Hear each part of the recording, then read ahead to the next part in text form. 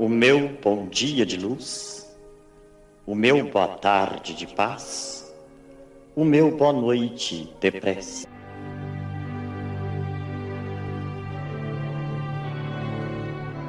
Livro dos Espíritos de Allan Kardec, capítulo 1, das penas e gozos terrestres. Pergunta de número 954. Será condenável uma imprudência que compromete a vida sem necessidade? Resposta: não há culpabilidade quando não há intenção ou consciência perfeita da prática do mal. Meus queridos irmãos, que a paz de Jesus permaneça conosco. Convido-os nesse instante a uma pausa interior. Que cada coração aqui presente se permita recolher um pouco do ruído do mundo para que possamos refletir juntos sobre uma das imagens mais belas e profundas deixadas por Jesus, a parábola do filho pródigo. Trata-se de um quadro espiritual de grande alcance que atravessa os séculos, falando diretamente à consciência humana.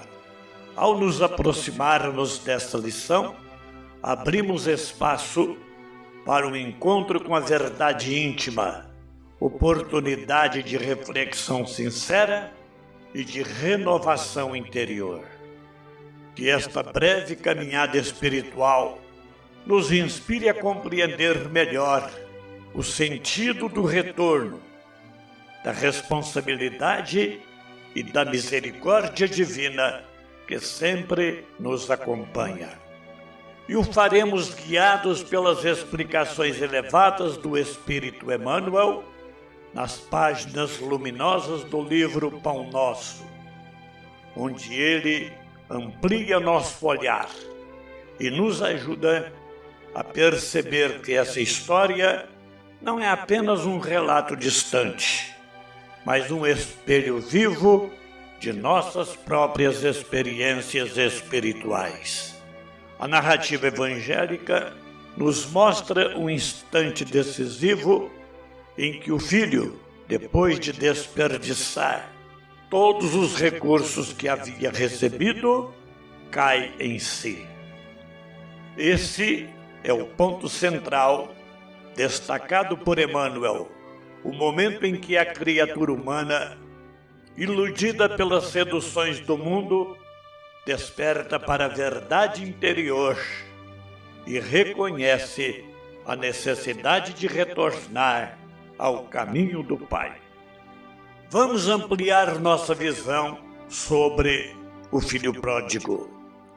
Em geral, imaginamos o filho pródigo como alguém abastado que gastou fortunas em prazeres efêmeros. Emmanuel nos diz que esta visão está correta, mas incompleta. Que esta parábola está falando de todos nós.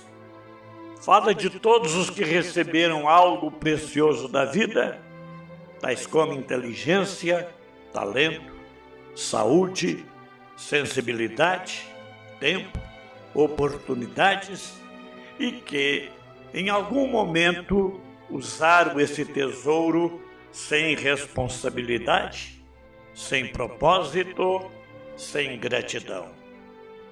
O pródigo não é apenas aquele que desperdiça dinheiro, é o que desperdiça a própria vida.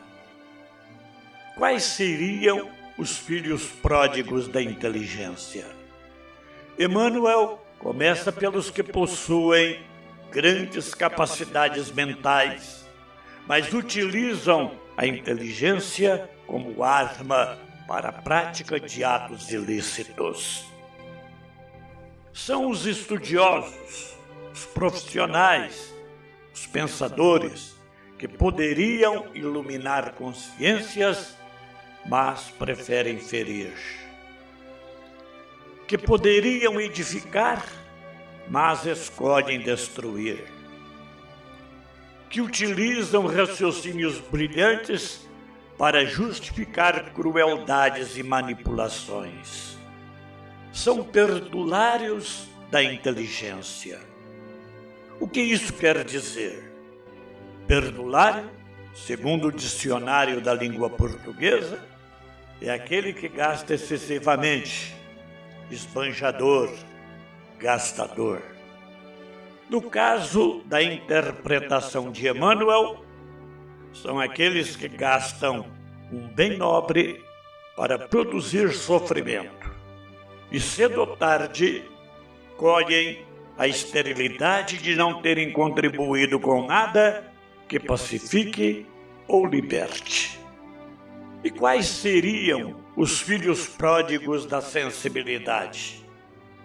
Emmanuel mostra que são os artistas, espíritos sensíveis, inspiradores e portadores de beleza interior, mas que, às vezes, trocam a luz por aventuras inferiores, desviando o talento para experiências que lhes consomem a própria dignidade espiritual.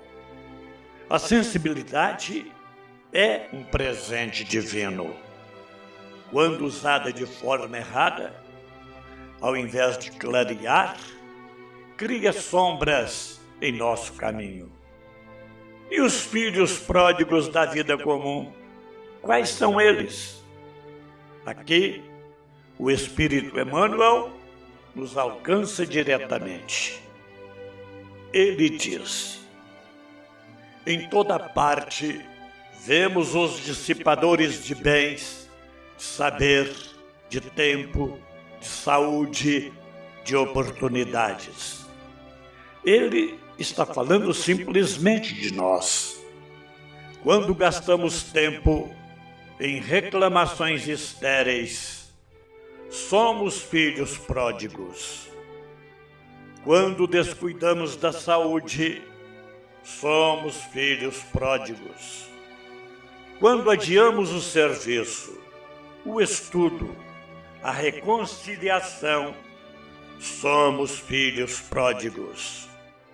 Quando o orgulho nos impede de admitir equívocos, somos os filhos pródigos, prolongando a própria fome de paz. Cada dia nos entrega um pequeno patrimônio espiritual e cabe a nós multiplicá-lo ou perdê-lo.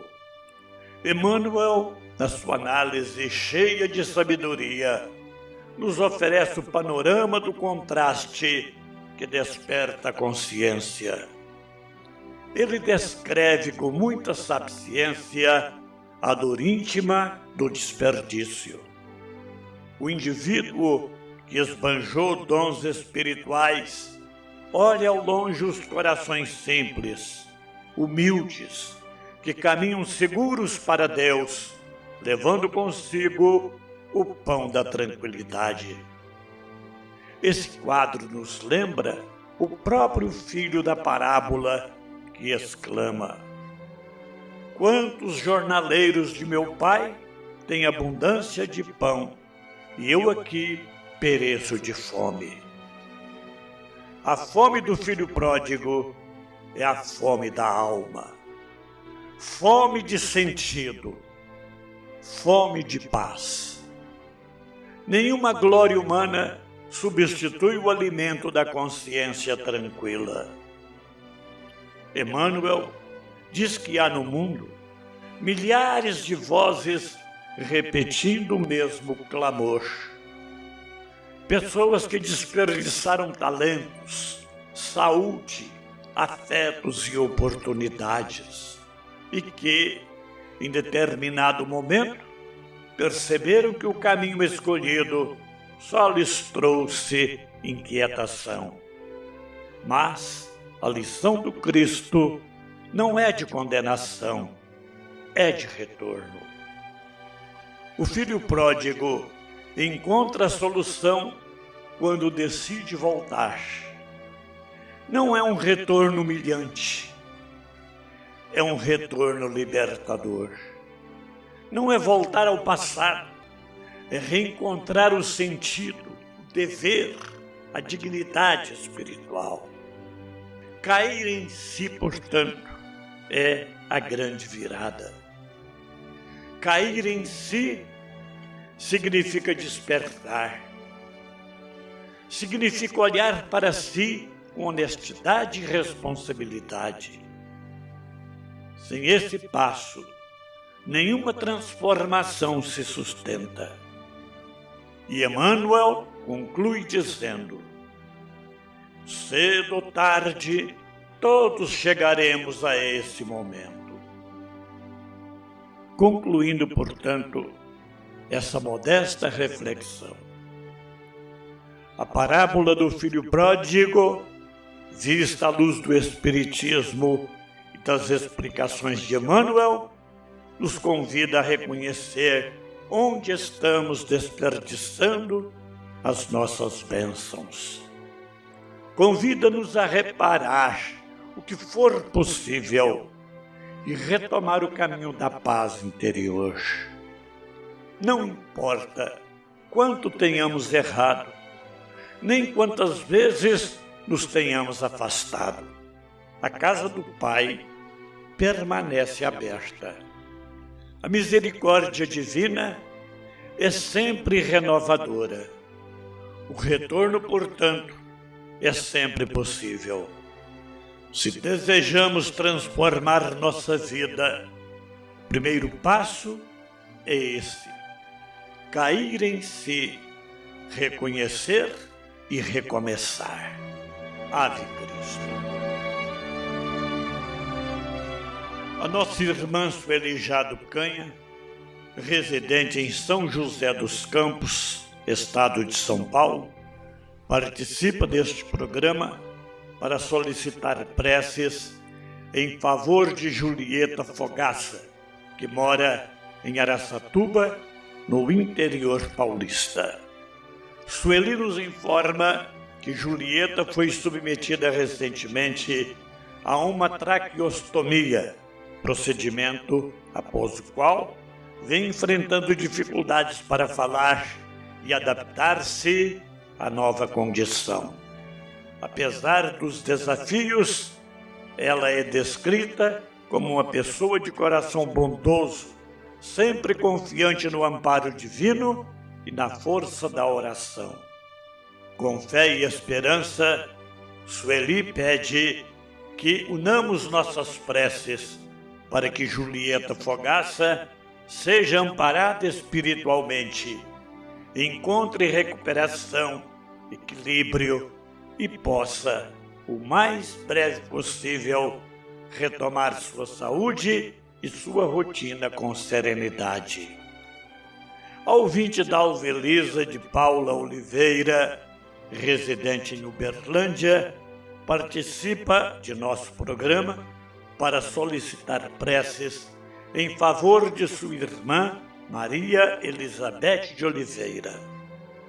Portadora de diabetes, Maria Elizabeth passou por uma cirurgia de ponte de safena há cerca de 3 meses.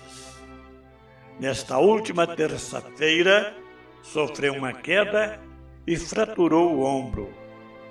Dalva nos informa que, devido ao quadro clínico, sua irmã não poderá ser submetida a uma nova cirurgia.